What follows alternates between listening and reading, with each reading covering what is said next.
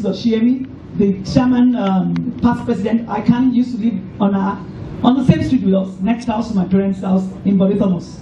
And every time she would tell Papa Limashaw, your daughter can be she can be a chartered accountant, and he will come, because I was very numerate, I was very good with sciences in school. I was the best female candidate in JAM when I did JAM in 1982. I had a score of 321. It's not these days that you manipulate results. So it was a true result. And so she will come that your daughter can do this. I said, no, I want to be an engineer, I don't want to be an accountant, because I wanted to be able to design, see what exactly I'm doing, and then be able to say, this is the work of my hand. And so that propelled me going to university. Yes, in the class of 5, in engineering, at that time, it was not a discipline that was known for women to do. And so when you say you want to do engineering, this was me, there was an innate passion that this is what I wanted. But one thing I always tell people, men are, so that it's called SARS, I call it SARS. They size you up, they assess you, and of course, if you do well, they begin to respect you. It's called SARS. Anytime that you see men, it's a bias. It's a bias that exists everywhere. And so once they see that, yes, indeed, this person has, she has something up her sleeves. She understands what he or she is doing. They begin to, from that assessing, and then from the sizing and the assessing, they begin to doff their hearts for you to say, yes, this one sure knows what to do. So I always tell people, I encourage people, in a male-dominated environment, that bias will always be there. I worked for Julius Berger for 32 years before I came into public service. I was the first female engineer that they will employ that would stay, because the ones that they were employing, once they go on maternity leave, they will never come back. It takes a lot of determination for you to have to go out 7 o'clock, to go out at 6 a.m. Those days in Lagos, leave home at 6, and then return, close at 6, and get home by 7 or 8, and train your children, and then they turn out to be good and useful, and it indeed takes a lot. But of course, I thank God, because I have a very understanding husband. My husband is the current deputy president of NI Stock T. So in October, he assumed leadership of the national body of NI Stock T. So I had somebody who was very supportive. That support from the home front was there. But in all of this, what I always tell people is the years of training. Each time that I go on all of the roads, on almost of the infrastructure, either buildings or infrastructure, and even some industrial in Lagos, and I see footprints, I'm able to see there's an innate feeling in you that makes you happy.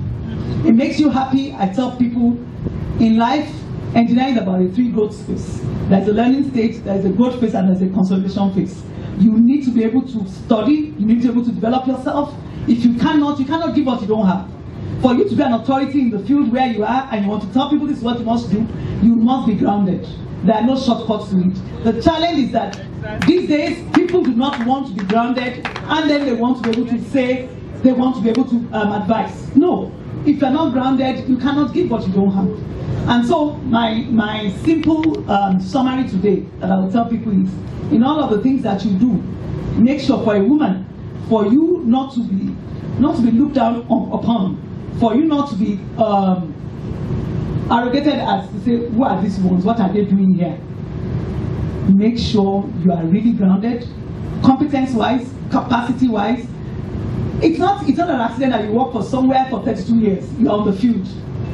And then you come into public service, and then they tell you to come and be a special advisor, works and infrastructure. You have no closing time. So initially, and that's the first time in the history of the state, since 1967, that they will have a female as a special advisor in that ministry. Either as a special advisor or either as a commissioner for works, because it's assumed that it's a tedious post, and that you will not be able to cope. In fact, most people do not even give me a chance to be able to succeed. But gradually they began to see that it looks like this one is rugged. It looks like this one can do it too. And then I tell people, I said, it's because you do not know where I'm coming from. If you know it, even the Germans, if you're trained by the Germans, you'll understand what exactly it is that makes you the way you are. So there is an innate, you are built to be tough, to be rugged. The Germans will tell you, if it's that area that is on that side, you can be sure it is done. There is no need, there is no need to have another person supporting or overlooking her. That she can be a little bit stubborn and heady, but she definitely knows what she's doing. And so that tells you the kind of, I had to say all of this so that you understand where I'm coming from, the kind of father who I had, what propels me to do what I do, and then into my professional life. I've had in the course of the last 35 years, I haven't done anything else except engineering. Engineering, and then of course we do club arbitration. Each time, the first time I would walk in Julius Berger, there was one, the German, he actually was saucy. He was rude. He was like, this one, that's whether she's going to stay. Huh? Well, she's going on that bridge deck. Okay, the design. So design-wise, he was not surprised because I did beautifully well. But when he came to the field, going to the field, having to go on the bridge, on Fulminam Bridge, over the water, it's like, maybe she will soon retire, she will tell you that. But it wasn't so. And so I trucked on for 32 years, and I made a success out of that job in Julius Berger. On the coming to the government side, like I said, people didn't give me a chance. But God was with me. God was with me in the sense that I told myself, you cannot afford to fail. You cannot afford to fail. Nobody has ever gone on this route. In the history of this state is 56 years old. In 56 years, if they have not had any person as a female sit there, if you sit there, you must be able to open and pave the way for others to come. And so from day one, you must be deliberate, you must be intentional, you must learn to leave a legacy. And so one of the first set of things that we will do is to say, why is it that all of the infrastructure that we have there keeps collapsing? What exactly is the issue with the roads? Why are they not durable?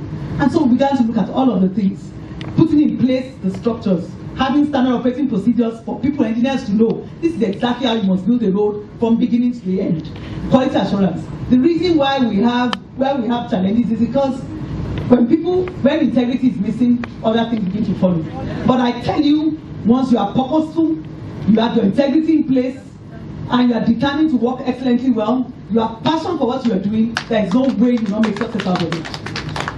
And so my challenge, my advice to young ones coming, you are not a leader until you are able to replicate yourself. So you cannot be the only shining star. There are several shining stars, and I tried to encourage. I said, but you must put in all of the hard work. You must be determined that you will make success out of it. I've seen Akiba here, I think she's gone. I'm seeing Madame Lola here several times in my office, 11 p.m., 11:30. Until work is closed, then there is no closing day. Well, I'm glad I have grown up children. My boys are 31 and 33. They grew up with Ebenezer and the children of Ebenezer. So it's not, I'm waiting to be a grandma by the grace of God. But it's indeed the balls, yes, family life and work balance. It's clear. As town planner, George has said it all. You need to be able to balance the home front, because at the end of the day, work is going to end. You are going to return back to that home when all of this is over. So if you have not been careful, deliberate and to build your home, you'll of course go back to an empty house. And may that not be a portion for as many women that are looking up to us as mentors. And so, on that note, I will try to speak Yoruba.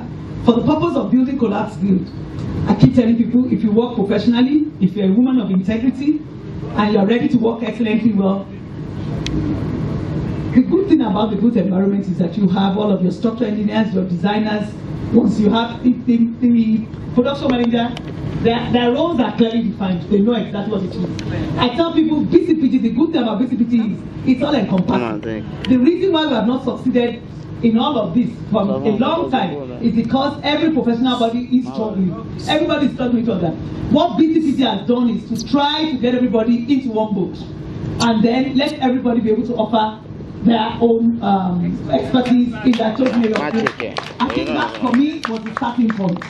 And then what government is doing with the Certified Accredited Program, on the level, I encourage as many one of you to go, Ministry of Physical Planning. That's the final phase of what we're trying to push out.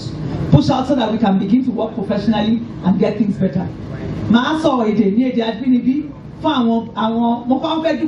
Because I remember in the course of me, àwọn bricklayer association, àwọn tọmọ block lẹ́kọ̀ọ́ ẹ ṣe àwọn àṣeṣe ẹ̀kan tẹ̀wá fún mi ní àwọn plaque, tẹ̀wá fún mi ní award, màá dúpẹ́ lọ́wọ́ yín. But this also is another opportunity also to be able to push out láti lè sọ fún yín pé ṣẹ́rí tí a bá ṣì ń ṣe nǹkan tá à ń ṣe bá a ṣe ń ṣe èèyàn bí bó bá ṣe rí inú fọ́tò ló ṣe máa yára mi o pé tó ń sọ pé lé dàwódàwó yìí ká bá máa wò ó kòkòrò tó ń jẹ́ àfàrà ẹ̀fọ́ ló wà o.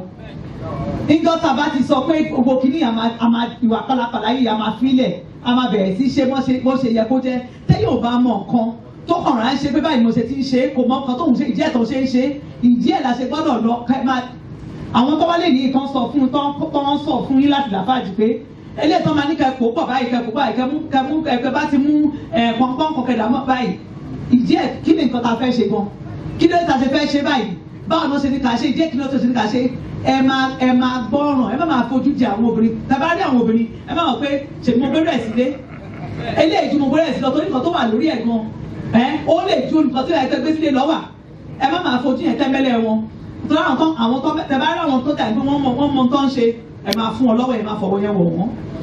I think on that note, I would summarize by saying every woman is built to be purposeful, to be multitasking, and to work excellently well. Thank you.